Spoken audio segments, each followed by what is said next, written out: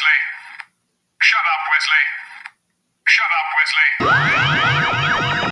Hey, so guys, this is going to be a Wil Wheaton video, or Wesley Crusher, if you are so inclined to call him by his Star Trek: The Next Generation character. Wil Wheaton does not like Donald Trump. He's making it very clear, and he does not like the Donald Trump supporters. In fact, he actually celebrates the death of Donald Trump. I kid you not. I mean, this is political to the extreme.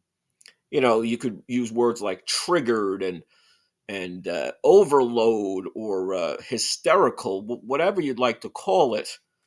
But he, in I guess his post, this was on his Instagram, I believe, an Instagram post or such. Yeah, because I think they kicked him off Twitter, or he left, voluntarily. But whatever post social media, he gave a ranting, diatribe on Trump and Trump supporters. But this is the real disturbing part.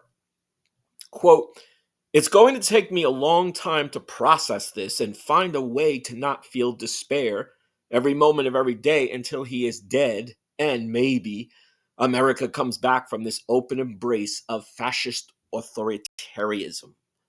So, yeah. So again, every moment of every day until he is dead.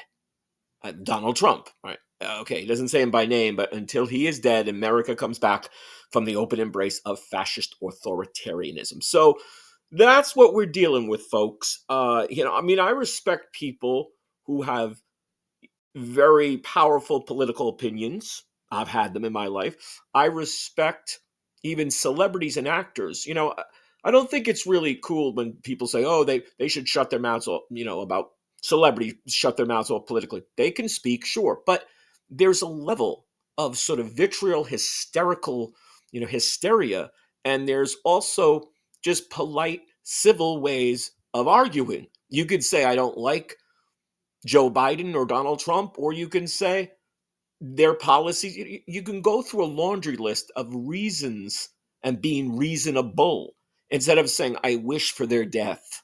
I can't wait for them to die."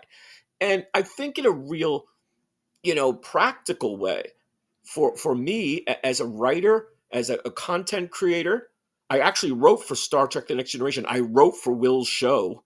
He was gone by then. I wrote my episode in the seventh season. But and I've written books. I wrote for Deep Space Nine. If you go out on political rants like Wil Wheaton's doing, if I was to say some big diatribe about politics, I should expect to alienate my audience, about half of my audience, or a good portion of my audience, right?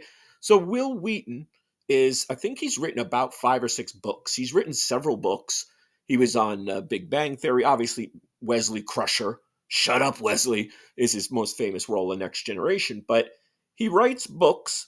So say his audience, say his book, buying public is, say it's about, I don't know, 100,000 a copy. I think he does fairly well.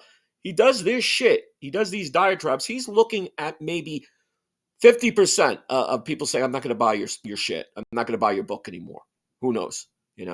So this is why I don't understand. I mean, I understand the hysterical and hysteria in one way, but I don't understand it when you are talking about business, commerce, and trying to ingratiate yourself into the buying public, into the your fan base. So I know I'm never going to do that. It's just stupid. We all can have opinions. They say everyone's got opinions, are like assholes. Everybody's got one, right? But to keep on hammering home how much you hate Trump, Biden, whomever it is, and you're trying to get people to buy, your stuff or be your customer, it's a befuddlement. It's befuddling. So, what do you think? Give us your feedback. Tell us what you think.